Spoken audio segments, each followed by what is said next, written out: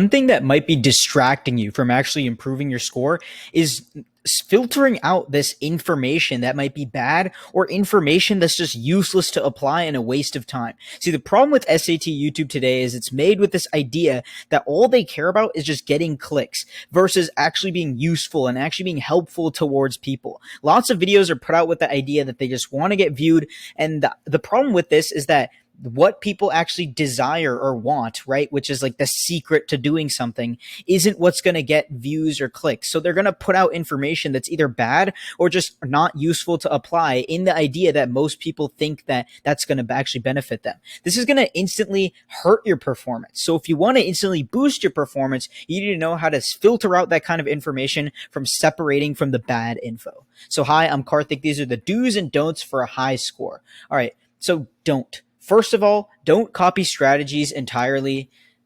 SAT strategy videos, they're actually extremely useful, right? But you need to learn to adopt them in certain ways that don't involve completely copying them, right? You can take certain parts and certain portions of them and actually do better as a result. You know, like you find a certain strategy that you actually think might be useful for you. You try it out in a practice exam. Your accuracy goes up a little bit, and you think that with more practice you might actually be better with that new strategy, right? But if you rip someone else's strategy, which is very personal to them and they might have used to gotten a good score, but it might not work for you, if you use that way of thinking, right, that I'm going to rip that strategy that's really good and it's going to be good the first time I apply it, that's not going to help you. You're not going to perform better with that strategy, because the thing about strategies that people don't tell you is it's not going to a better or worse one doesn't instantly improve your score. You might switch to a better strategy, but it might actually decrease your score because the one that you have been using all this time is the one that you've practiced the most.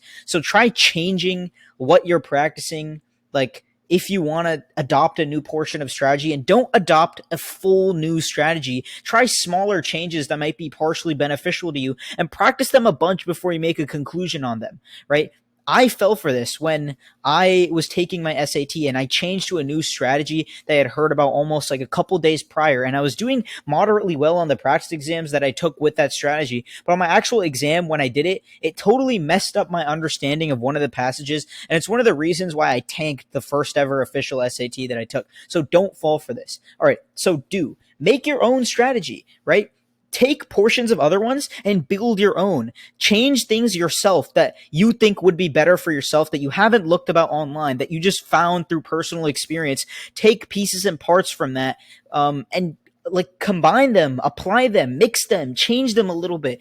Make your own strategy, because ultimately the thing about strategies is it's not about how good or how bad they are. It's about how good you think they are. That's the main determinant and what your strategy is going to be useful or if it's going to be bad. And practice that strategy a bunch before you make a proper conclusion on it, because it's really going to help you figure out ultimately how to perform, right?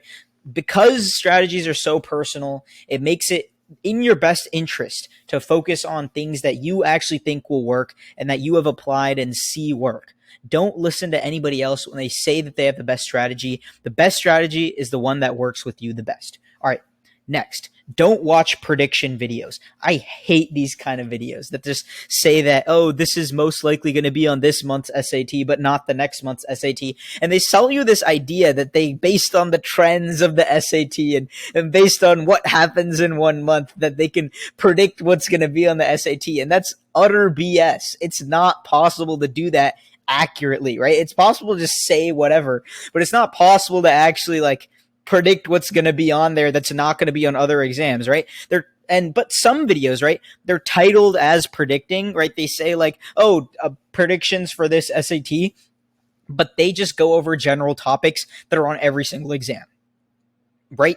They just go over things that are on every single exam. And the truth is that those topics are just always going to be tested on every single SAT. You don't need to worry about videos like that because you should already have that knowledge ingrained. Don't be focused on, oh, I must know these certain concepts, right? It's not like I haven't been practicing them for the last couple of weeks or so and already encountered most of them. You know, you can watch these videos if you just want a quick revision or review of things that might be on the SAT, but they're ultimately useless if you've been practicing for any amount of time. Okay. So do focus on practicing all the known topics. I'm going to let you in on a little secret here. Do you know that everything that's tested on an SAT ever is publicly available information with all the skills being listed, exactly what is being tested and where and what portions and what percentage, right? Do you know that's actually publicly available information? You can figure out every single topic that might be asked on the College Board website where they have all the skills. And if you click on each one of the skills, it tells you exactly what things are tested for math, for grammar, for reading, what things they look for and test. But also on Khan Academy, where they explain every single one of those things. And then they tell you, they make videos on them and they have practice problems with things. And it's free. It's completely free. Like, that is the biggest secret that most people don't know, is that everything that's tested is just publicly known information. You can look those up, and all the ones that you might not know, or you reviewed a long time ago, or you learned in high school or middle school a long time ago and you just don't know about them now, keep practicing the skills that you do know, but go back to those skills, learn them, watch videos on them, practice them, make sure you do know them, because all those skills are definitely going to be on the SAT. So make a decision now. Do you want to practice some skills that you might already know and might not even be tested, but some person is saying that it might be? Or do you want to be focusing on ones that are guaranteed to be on your exam and guaranteed to be a portion of your exam? I think I know which one I'm picking, right? Actually practicing these skills is going to be way more valuable than watching a video that has a list of all the general ones that most people already know 90% of. And on top of that, it's someone else practicing them. It's not even you. It's just someone else doing practice work and telling you that it's a prediction. So instead of watching someone else practice it yourself. Okay. Don't focus on test taking tips. And I've made these kind of videos, but I've made them in a way that they don't actually, like the ones that actually are about test taking tips.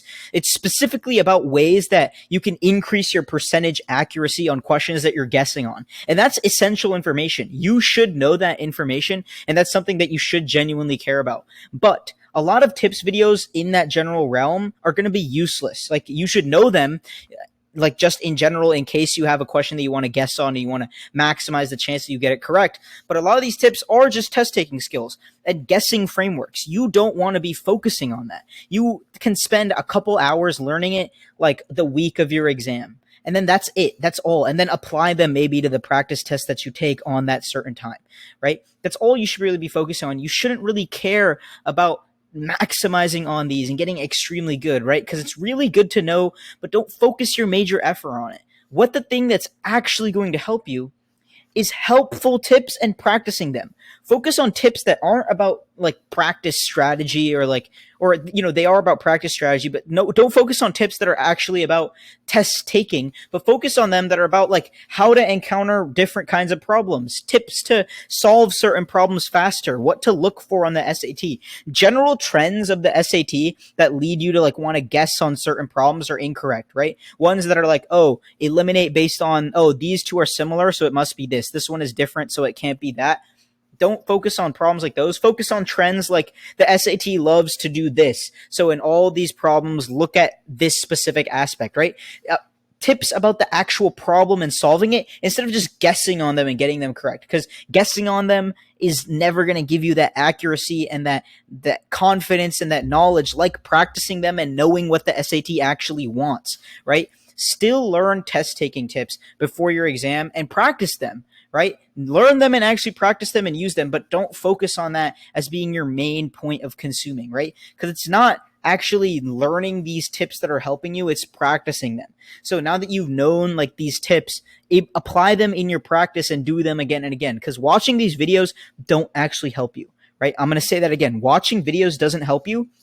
It's watching videos, learning the information from the video, and then applying it in your practice that actually helps you. That's the only thing that actually makes your score go up. Watching the video, your score stays the same. Watching the video, applying the practice, and then seeing what you got after and learning your mistakes and then applying it again and practicing it, that at that point, after all of those things, is where your score actually increases instead of just staying as where it's at. So thank you guys so much, and I hope you learned something today.